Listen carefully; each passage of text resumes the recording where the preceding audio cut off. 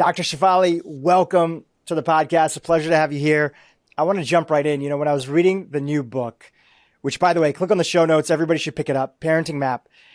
I couldn't help but to think about the top fears and insecurities that are driving parents today. And I'd love to start there. In your opinion, what are some of the top fears, top insecurities? Give us like 2, 3 that are out there that you think are driving the background narrative of how we parent today. Oh my goodness. They are the prototypical big 3.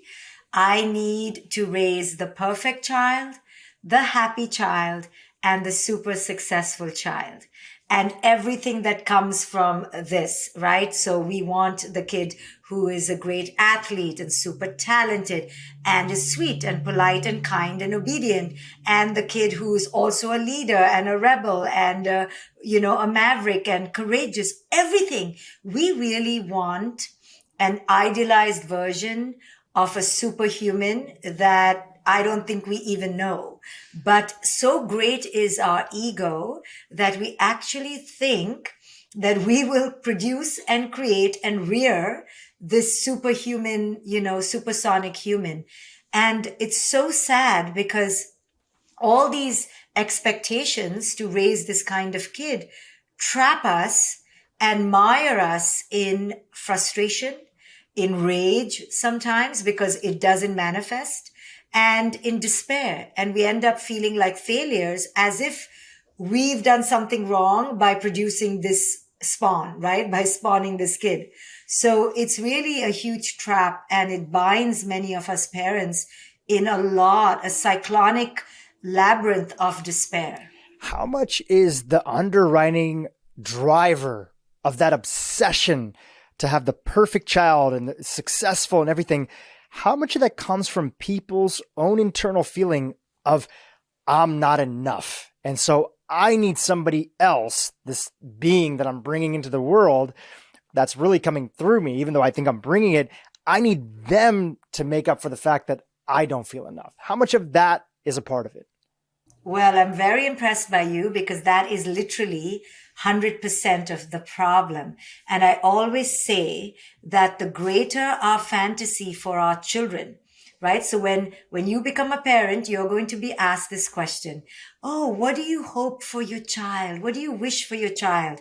And your answer will determine how big and deep your inner lack of worth is. If you project this answer of this super visionary child who's going to be the leader of the free world, find the cure to cancer, and be in the Guinness Book of Records, that answer, although it sounds like you're just going to be a proud parent, that answer is indicative and is a barometer of how incomplete and insecure you are, like you said. So because you're insecure and because you haven't felt good enough, we then project that onto the other. And in this case, it's so easy to do to our children because, quote unquote, we own them, right? They came from us. We're raising them. We're spending all this money. So at the very least, can they gratify us? Can they fulfill us? And this is why we end up having dysfunctional relationships with our children, and our children grow up with this deep insecurity because they are robbed of who it is they are because they're serving the grand ego of the parent. On the surface, this may look like a book about parenting, right? I'm not a parent yet. I definitely am interested in it. Knock on wood. It's something that my wife and I, Yasmin, definitely want to create in the future together, build a family, etc., bring a being into this world and really allow that child for us to listen to. And again, I won't get too much into some of my things, but I actually had a question for you. We were talking off camera and I said, I'm going to ask you on the interview. So before we dissect the book and how it's organized and give people some takeaways, I had a question for you, which is how much of your view on parenting and this world that you created in sort of conscious parenting, how much of that was already set up before you were a parent and how much came after you were a parent? I, like most parents, don't fully appreciate how we are underpinning our parenting journey by our past experiences. We really don't appreciate it. So I had begun meditating when I was 21 years old, and I was a Vipassana meditator and a teacher. And so I was already very deeply ensconced in the world of Eastern mystical spirituality, understanding the nature of human nature. And I was also, completing my PhD in clinical psychology when my child was born. So both these, the Eastern spirituality and the Western psychology, had embedded in me a vast foundation that I really was unaware of. I didn't even realize how much it was going to impact me. And it was only when I began raising my child and began spouting ego everywhere. I wasn't spouting love only. I was also spouting ego. That's when I stopped in my tracks and became aware that everything I was practicing on the meditation mat, so to speak, was not being practiced in real life. And I realized, wow, that ego that I'm battling on the meditation mat is showing up in my parenting. And I didn't realize that parenting would be infused by ego. No one told us that. And my awareness of our ego really came about because I had already been studying my ego so deeply in meditation. I just was clueless to think that despite all my massive gargantuan love for my child, it would still sneak in. And not only sneak in, it would take the show, I had the audacity to think that my love would override my ego. So I was very humbled. That's beautiful. And thank you for the honest answer that's there. Set up the new book for us, and also a little bit of an introduction for those who are not familiar. Now, my channel is not one that we consistently talk about parenting. We've done some episodes. You've been on here before. What is the conscious parent, and how does this book fit into the idea and the tools that you want to give to parents and families? So this book is called The Parenting Map, and it's really my tour de force. I have put so much energy into this book because it answers the question, how the hell do I become a conscious parent? My other books were about why we need to become conscious parents, but parents were hounding me, really bothering me with the how. And they wanted the steps. They wanted the 1, 2, 3, the ABC. And I was resisting that for a long time because perhaps I did not want to give them everything and feed it to them because I felt that they should go on this solo solitary journey. But then I surrendered and I realized that parents do want to become better, but they may just not have the time to go on this big inward quest. They may not have the money to seek counseling and therapy like I did. So why not put it together? And as I began to write it, it really began to flow. So this book is the how-to manual to become a conscious parent. And I lay it out in 20 steps in 3 stages. And I take people on a journey from changing their mindset to disrupting their patterns to connecting with their children. And there's a ton of really great steps in it as I was going through the book. And some of the steps are really picking off of this theme of introspection and first starting with ourselves. So many people focus, and again, take all my stuff with a grain of salt, right? I am an active uncle, but I'm not a parent yet. But in my observation, and I'm allowed to have observations even though I don't have kids yet, in my observation, so many people focus on what is the child not doing that the parent wants. And this goes to this core idea, which is step number 3 inside the book of relinquishing control. Talk about that. Yes, I often say that parenting should just be called controlling because that's really our greatest desire and what we end up doing all day long. So before I get into that, people need to understand that most of us were raised in a paradigm of parenting that I call the traditional parenting paradigm. And what I'm espousing is something very different, a revolution in parenting called conscious parenting. So there's a vast difference between the two. And it underpins on this one principle. In traditional parenting, the parent is really given this delusion that they are in control of these beings. And because they are in control, they get to create whatever they want out of these beings. So most of us have the same desire. We all want to create the super perfect, supersonic, super achieving human being. So this dual cocktail of control plus this expectation of fantasy that we can create this supersonic human being coalesces in the parenting journey and within the parent's psychology and pushes them, stresses them to micromanage, over interfere, and over parent their children.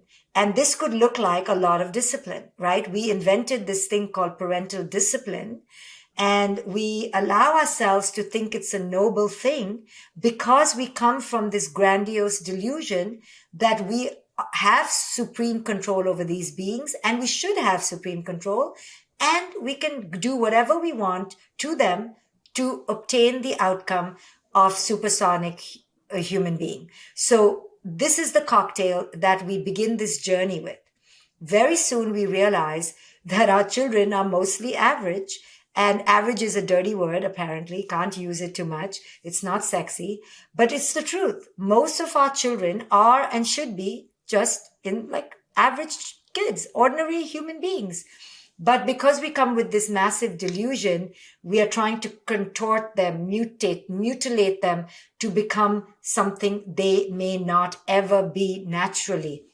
And we do this in the name of love. That's how dangerous this ego is. So conscious parenting is about turning that entire archaic, antiquated paradigm on its head and challenges the parent to look at their own evolution and ask themselves, why do I need my child to be under my ownership, possession, and control? What is it in me that needs to lay dominion over this other free spirit?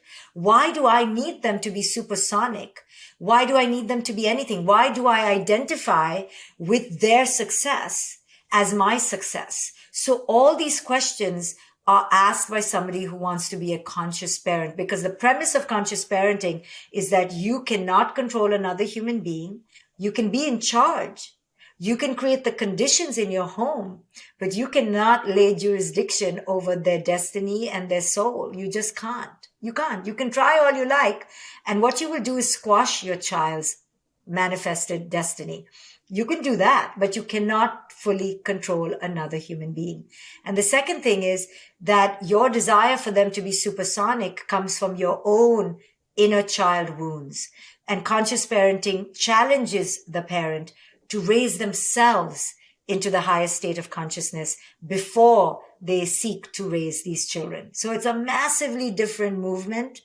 It's based on completely different principles. It does away with fear, shame, guilt, and punishment and control, and talks about deep connection, attunement, presence, and truly honoring who your child is in their essence. And this is the perfect place before we go through and talk about a few more steps to talk about when people hear that. Sometimes they also hear, okay, great. This meditating Indian woman who is super beautiful and has a great big smile is coming to us with this enlightened version of parenting. So all our kids are going to grow up. They're going to be snowflakes. There's not any structure.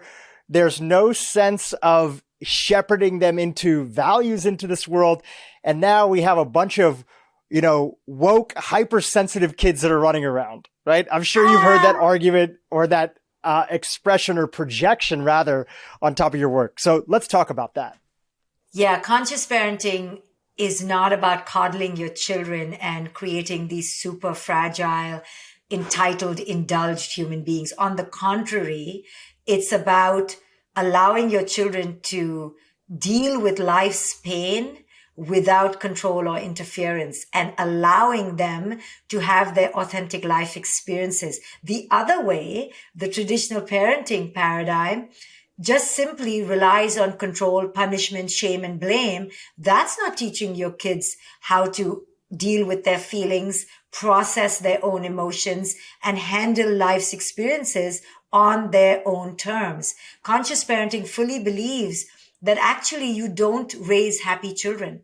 The traditional parenting model says, raise a happy child. Conscious parenting never talks about raising happy children. In fact, it thinks that if you have that goal, you're going to really mess them up even more.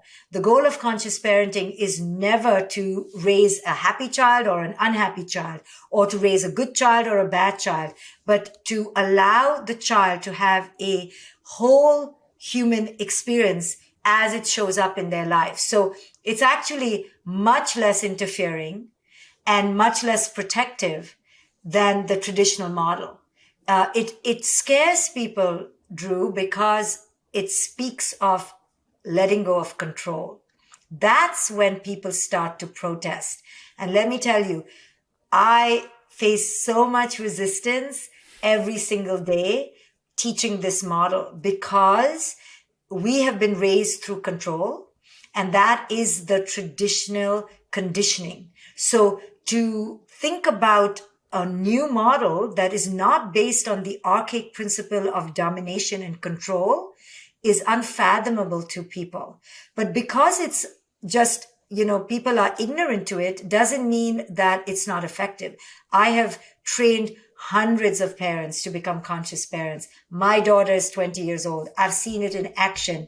And every parent who's done this work will attest that just because we release control doesn't mean we did not replace it with something even more valuable. And that's something, that X factor, is deep connection. We humans thrive in connected environments. When we try to control another, we actually create the abyss of disconnection. You and I know that in our own lives. Every parent knows that. In fact, I'll tell you something, Dhru. When a parent yells at their kid, and I've yelled at my kid, I have just lost my shit and yelled at my kid. You know who feels worse? The parent. It does not feel good to lay dominion on another person's soul. It intrinsically doesn't feel good. Now, of course, if I'm a zombie parent and completely drugged out or disconnected, I may not even be aware. But any sentient parent will say to you that it really sucks to enter control. So I'm offering a new model, which is connection.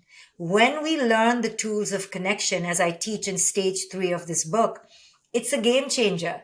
Now it's not you against your kid. You don't even have to control your kid much at all, because now you both are partners together, creating and co-creating life together. And that bond, you have that with your family, is irreplaceable. That's the foundation of resilience. My parents are South Asian, right? We're originally ancestries from India, but we're 4th generation Kenyan. And when I look at the unique situation, my parents made mistakes just like everybody else. I think when we first came to this country, and I was born in Kenya, but I was raised here, I did notice a lot more of the traditional views, especially the high achieving immigrant family sort of projection on your kids. But then I started to notice that there was much more of a friendship that was developing, especially between me and my dad. My siblings, my sisters also started to notice that too.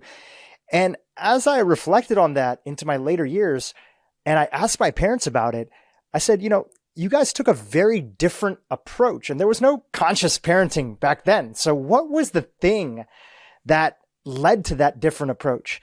And I remember my dad saying, when me and your mom wanted to be together, and they had a love marriage. It was so rare at the time, it was called a love marriage, and all the other marriages were an arranged marriage, right? Which was just called marriage. We felt that people were telling us not to be together. All the reasons that we couldn't come together because they were from different caste. And there was so much control that was placed on us that I don't know if we decided, we definitely didn't say it out loud, but we made an internal decision at the time that we're just not going to do that same thing to our kids because we went through it. So all of us know what it feels like. Forget about even parenting and anything like that. to be controlled by our bosses, to be controlled by our partners, to be controlled by other people. We don't like it. And yet, if we don't have a roadmap on how to be different, we can fall into that same trap that we suffered from.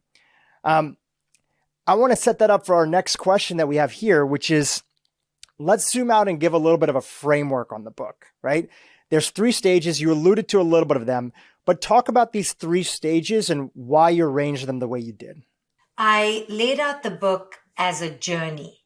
So if a parent out there wants to elevate their parenting and they can't afford a course or to go on a retreat, this book is that journey.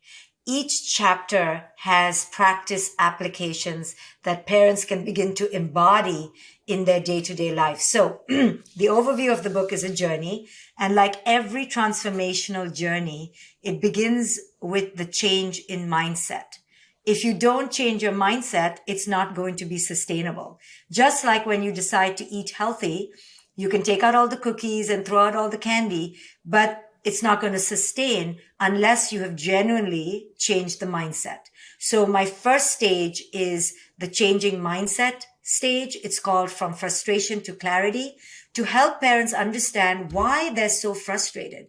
Culture has really set us up to be frustrated. So I'll come back to that. Stage 2 is all about doing the deep inner work to heal your disruptive patterns. That section is a killer section. It's years of therapy in that section. If people really embody and embrace that section, they will evolve just by doing the work in those pages. And then stage 3 is about conscious connection, how to consciously connect with your children. You know, we all want the connection piece. We all want the hugs and the kisses and the kid who feels safe to come to you, but we don't set ourselves up for that dynamic. Then we wonder why our kid is lying to us. We wonder why our kid is, staying out past curfew and not coming home. It's because the first 2 stages were not implemented and we just wanted the outcome. Conscious parenting is not something you are born with. It's something you become. It's something you have to cultivate. So I take parents on this journey where they have to cultivate the skills. This is like a skill set. We don't go to university. There's no license. There's no program. Well, this book is that manual that you must go through so that you arrive at the precipice of now deep connection with your children. You cannot get there if you haven't done the first 2 stages. So stage 1 is changing mindset, which is basically debunking all the ways culture has set us up to fail by telling us that we should be in supreme control, by telling us that there is such a thing as a good child and a bad child, by telling us that we need to raise happy, successful adults, by telling us that we need to save these beings, that we had these children because we're selfless. So now we own them. All these ways, our psychology as parents have been really skewed toward frustration. And we don't realize it. And then when we are frustrated, we feel really upset with ourselves. And then we feel ashamed. And then we don't talk about it to anyone because we think everyone else is doing it well. So it's this big hidden secret. And no one wants to share the vulnerabilities of parenting. You're going to hopefully be a parent soon. You right now sitting here kind of may think that, you know what to do. But imagine when you arrive at parenthood and you don't know what to do. Like that is parenting 10 times a day. Like, what the F do I do now? We are so clueless and no one is talking about it. It's the emperor without any clothes. Everyone is acting like they know what they're doing. No one knows what they're doing. So that's why we hold on to control, because that we can do, but we don't know the rhyme or reason, the logic or the sense of it. We're just winging it. Let me tell you, we're winging it. If the neighbor's kid is going to learn the harp, we'll send our kid for harp lessons. If the neighbor's kid is starting tutoring in math, we'll send our kid for math. It's a trend. I call it the parenting industrial complex because we parents are really, being used by culture and a consumeristic culture as pawns. It's a great experiment. And everyone is winging it and just following the other. And it's this mass movement in unconsciousness. So when I began to talk about it, parents began to come out of the closet. And when I first wrote my book, The Conscious Parent, there was resistance, but there was great relief because parents saw their ego, but they were too embarrassed to talk about it. So I gave parents permission really to own their ego. And I did it really by owning my ego. So that's the whole first stage. It sets you up to begin the journey of conscious parenting. It prepares you. And then stage 2 is about going deep and figuring out your ego patterns. We can talk about that. And I identified the different ego patterns that you can become as a parent. And that's a very profound exercise because you get to see your parents' ego patterns, your partner's ego patterns. And then this third stage, I teach parents what connection really looks like and what does that mean. So before we go to stage 2 and 3, and we've teased out a few from number 1, I want to still tease out one more from number 1 and give some practical takeaways on top of the ones you've already shared. Step 6 is discard the labels. What are the common labels that parents are using today? And how do those labels get in the way of us establishing true connection with our kids? Well, the labels are, the prototypical labels that we place on everybody. Oh, this kid is so challenging. This kid is a struggle. Just today, I was talking to a mom who was like, oh, this kid is the difficult kid. And I asked her, from what age would you say this kid has been difficult? And do you know what the common answer is? Do you know? Can you take a guess? From the time that they were born? Yes.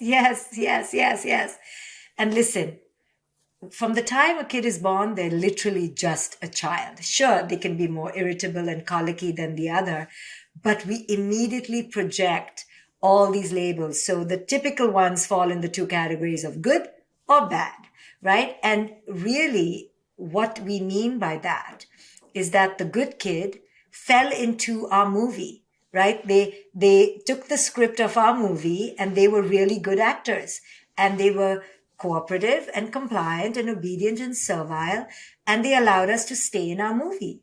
The bad actors were rotten players. They refused to take the script and they dared to have their own script and be their own director. How dare they? So the moment we realize that the kid is not following our script, that's it. We label them as bad, just like we do with our friends, we do with our politics, we do with our lovers, right? If they don't fulfill our egoic agenda, boom, they're bad. Now with adults, some adults are really rotten players, okay? I'll give you that. But kids, your kid, who's literally just been born and you are co-creating their reality, come on, you have to take some responsibility in that co-creation. But parents are so oblivious to the fact that they have been with this kid from moment 1. So therefore they are influencing this kid's attitude, behaviors, but they don't take accountability for that. And they don't want to look at how tremendously and tragically subjective they are about their perceptions of their children. Just today somebody wrote in one of my chats, how do you deal with a defiant, rebellious stepchild? So right there, if you're calling the kid defiant and rebellious, then immediately it's going to create anxiety, it's going to create resentment, it's going to create rage, and you are going to show up with a huge chip on your shoulder full of defenses. We don't see that. We're not aware of that. And then the kid will react to that with their own punch and their own kick, and then we will punish them. But we don't want to own, why is it that my kid just slammed the door on my face? We just want to yell at the kid for slamming the door on the face. So just to jump in, so for parents who are struggling like this woman, right? Sorry to interrupt you, but just to get clarification, how could have she brought it up, or what would be a way to talk about it? Because she genuinely, obviously there's something that she's struggling with. Or are you saying that it's not the way that she brought it up, but there's the lack of reflection of her contribution to the situation? Like, is there a different way to bring it up, or is it primarily focusing on, or is it both? It's if you have a different perception, you will bring it up differently, such as, what is going on within me, Dr. Shefali, that I just constantly let myself be triggered by my beautiful kid? What is it in me that doesn't see his or her superpowers? What is it in me that sees him or her in such a light that I cannot honor who they are? And I'll tell you what it is. You already know. It is because the kid reflects a part of them that they have disowned themselves. So if the kid is boisterous and noisy and distracted, that's a part in them that they considered bad at an early age, and they disowned and they discarded. So when it shows up in the kid, you're like, hell to the no, no way. I discarded it in myself, so I will now aim to discard it in you. But here's the catch. You cannot discard anything in another human being simply by commanding it. If it's their unique essence or their nature, you can help titrate it, but you know what you focus on grows. So the more you focus on you're bad, you're bad, you're bad, you're bad, guess what? The kid will then fulfill that destiny, right? And be bad. So it's up to us to see our children in beauty and to hold them to beauty so that they can then live up to that beauty themselves. Doesn't mean they become good and doesn't mean that they become, more obedient. It just means that they will be comfortable being who it is they are. And then when people are comfortable being who they are, they actually don't resist you too much. They cooperate with you because they know that you're not fighting them, that you are on their side. Let's go to the second stage, which is all about going from dysfunctional patterns to a conscious choice, right? In the how-to map. Again, this is a how-to map for parents who are looking to step into that practical aspect of what does it look like to embody being a conscious parent, which doesn't mean that you're enlightened, doesn't mean your kids are enlightened, doesn't mean that immediately anything is going to shift besides your own sense of perception, which then when you first change yourself and recognize your own patterns, then the world starts to change around you. Is that accurately said? Beautifully said. Yes. Okay, great. So stage number 2. So let's start at the beginning of stage number 2. So there is this step number 7, which is discover your 2 eyes. Take us from the top over there. Okay. So before I begin, Please. let me just explain that part of our healing and growth and transformation can only come about when we realize that we are living cyclical, repetitive, robotic patterns. I often say we're not living a life, we're living a pattern. That is a little alarming, but it can also be very reassuring that it's really the same pattern. But it's kind of, a little unnerving because we think we are with a new partner, or we bought a new pair of shoes, or we lost 10 pounds. So we are going to change our life. Guess what? As John Kabat-Zinn says, wherever you go, there you are, right? So no matter what, your unresolved issues are going to predictably, reassuringly show up everywhere. This is the curse of it, but this is also the blessing of it, because eventually one day when you're ready to wake up, you can go, oh, I've been so reassuringly standard and predictable. Oh, I've done the same thing over and over again. So discovering your 2 eyes, that is that step. And that step means you have to understand that psychologically, we as children were not seen for who it is we were. Okay. All across the board, most of us, maybe you with your amazing parents and me a little bit with my amazing parents, were seen for who we were. But even there was some mismatches. Oh, I definitely didn't feel seen early on. Like there was, that it happened in stages later, but definitely I can relate to that as a child, feeling like not feeling seen for my more rebellious nature. Beautiful. So all of us grew up with some degree of this sense of not feeling seen for who it is we are, with this pressure to get worth, validation, and praise and honor and love from those around us. And so because it did not come easy or quick, we realized that we needed to earn it. We needed to buy it. We needed to purchase it. So we did this barter exchange of giving up our authenticity for some connection. So we gave up our authentic self and put on a mask. Some of us became the class clown and the comedian. Some of us became the pleaser and the overgivers. Some of us became the good children. Some of us became the talented superstars or the super achievers.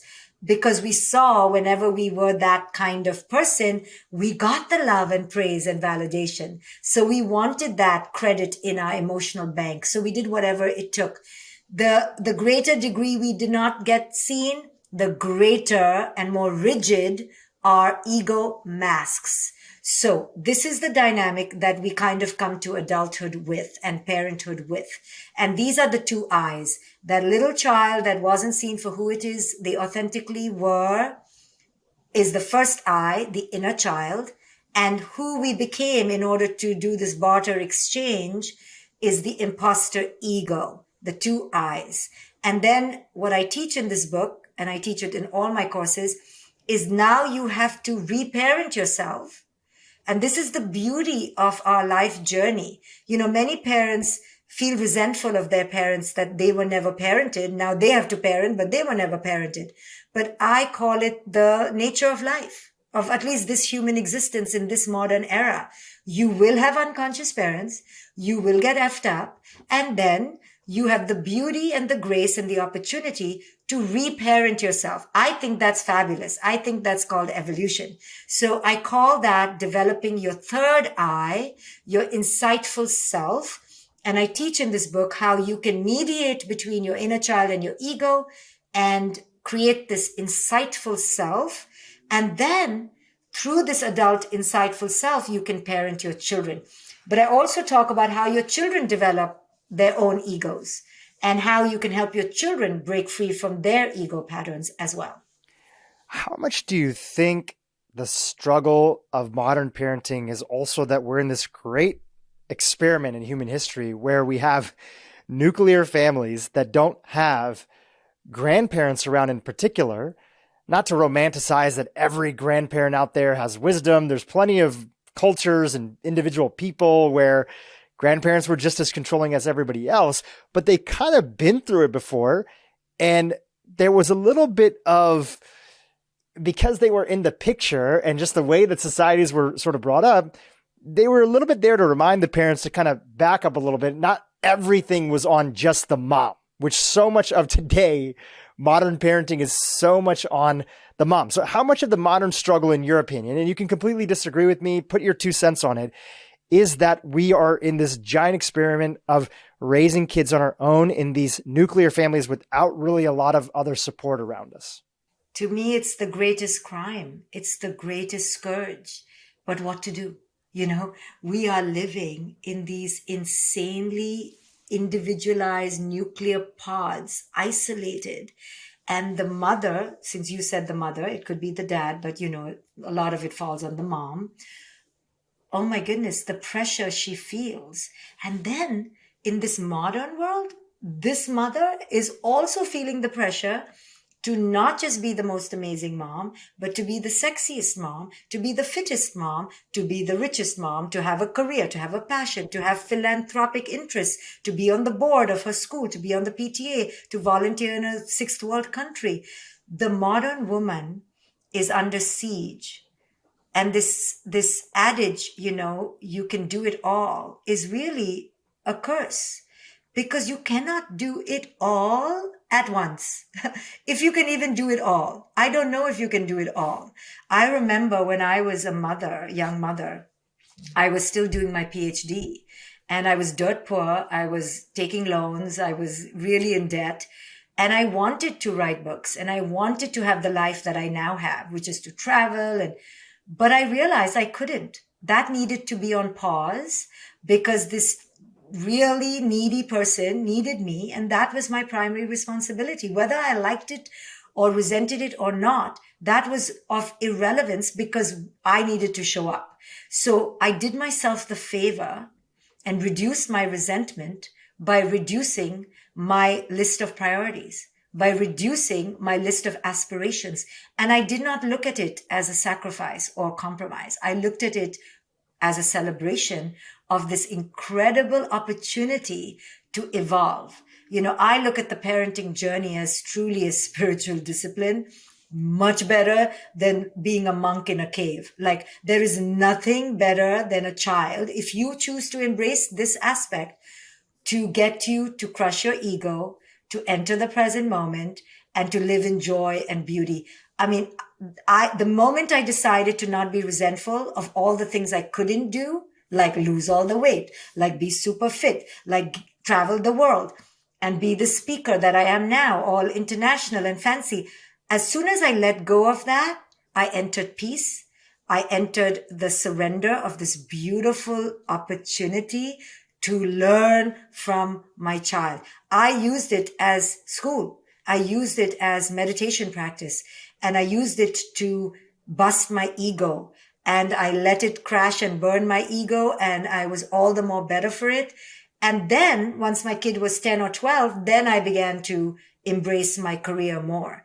So women need to, before becoming mothers, ask themselves if they are ready to, and fathers too, please, I don't want a war against me now that I said mothers. Whoever has chosen to be there, somebody needs to be there and make it their priority, because children do need us and do need our presence. But forget what they need. We need them. I have learned my best lessons from my kid. Children are like, I mean, let me tell you, they are feral monsters, okay? They are a pain in the ass. But they are also these magnificent gurus of living in the present moment. So I needed a guru to teach me how to live in the present moment. So I took that. I learned from my kid. So I came out much richer. So that's what I teach parents. Change your attitude, because this is going to be hell of a ride if you don't change your attitude. If you think you can do it all and you want to do it all, you will resent your children. You will resent the journey, because it's a life sentence. Yeah. There is no end to this. It's like nonstop, round the clock, all your life. And then they drain your energy, drain your bank account. And it's a thankless job. So think before you become a parent. There is no grandeur to this. Dr. Shefali, while I have you here for a little bit more, and you've been on a great press circuit, I've been enjoying your interviews on all the podcasts and Instagram lives. People can follow you. Click on the link inside of the show notes. You can pick up the book, the parenting map. You can follow Dr. Shefali on social media. Give us one of your favorite, and maybe in the context of this interview, steps for stage 3, something that you feel is not being talked about enough right now in sort of modern society, but it could be good to bring up on the podcast right now. I think this is the most beautiful part of conscious parenting and conscious living, is all our behavior is a reflection of our inner state of being. If we really understand that about ourselves and others, we will have great compassion. I use the acronym SIGN. All misbehavior is a sign, SIGN, something inside gone negative. And if we can just hold space to wonder, to be curious, and lean into asking, why is my kid misbehaving right now? Then we will realize that it's about something internally misaligned. And typically for children, it's one of 3 things. They either don't have the skill because literally their brain is not developed, like literally there are holes in their brain development. 2, they don't have the life experience that we do. They haven't practiced life enough. And number 3, they may not have self-worth. There's something emotionally blocking them. So when you realize it's one of these 3 things, then punishment is moot. You can't yell at your kid for not having the brain power. You can't yell at them for not having the life experience. You can't yell at them for having an emotional stagnation. So you have compassion. When you have compassion, you understand your kid. When you understand your kid connects to you. When your kid connects to you, you have influence, and that's your true power. I had this realization as we're going through and I'm reading your work and in this interview. We were chit-chatting at the beginning of the podcast, and I was telling you about my older sister, Herschel, who was a big fan, pre-ordered the book as soon as she saw it was announced. I also realized I had the benefit of having her as a third parent in a way. And I don't think that older siblings get enough credit sometimes, right? Now, not all of them step into this role, But my older sister, who bared the brunt, as many immigrant, kids do, who are the older child, and especially the female, because society has all their rules about how females should show up, what they're allowed to do, what they're not allowed to do. I also realized that my older sister stepped into the place of like, okay, I need to protect my younger siblings, myself and my younger sister, and also be another parent. How can I parent them? Because again, my parents were doing the best they knew how, but there was gaps in their understanding. And so I just want to take a moment to acknowledge her because she was a parent who didn't get the credit for being a parent. So that's just something I also had this aha moment in as we're talking over here. You know how lucky you are because I had an older brother. I have an older brother. He's 6 years older and he was my surrogate parent too. And it was amazing. And of course, I had to then go through an individuation process with him. But it's lovely to have these surrogate parents, aunties, cousins, a coach, teacher, a coach. Right. It's so important. And actually with my daughter, from the time she turned 16, I hired someone, of course I had to pay them, to be her coach, and they're still together. And even though my daughter's 20 and she's her primary coach and they have a good, strong relationship, because our children need to venture out to other adults who they can relate to better. I always say outsource your parenting after the age of 16. So you're lucky you had somebody who could mediate and be that buffer for you. And that's awesome. Well, it goes back to our last question that I was asking you, which is that we're in this grand experiment of raising kids on our own without a community. And I think that part of stepping into a conscious parent is also now it's such a hard job to be a parent, and it'll bring out all the best and all your fears too that you haven't faced, that we need a supportive community. We need to create the modern version of the town square. We need to create the group that's around us because most people don't often live next to their family. So how do you create friends that are that family, and you're creating that modern tribe that looks after each other and belongs to each other? And part of that is even just pick up a copy of this book and create a book club with a few other parents in your community. Maybe there's, I'm part of a men's group that meets every Thursday morning. It's like even men getting together and talking about how they can show up better. And most of the guys in the group are dads. This is the version of what society needs because we cannot do it alone. I think that's a big part of it. I agree with you 100%. So we're talking about my book, The Parenting Map. I hope people will buy it. And Dhru, you'll share it with your father friends because we need more men doing this work of conscious parenting, because very often the female comes to this more quickly.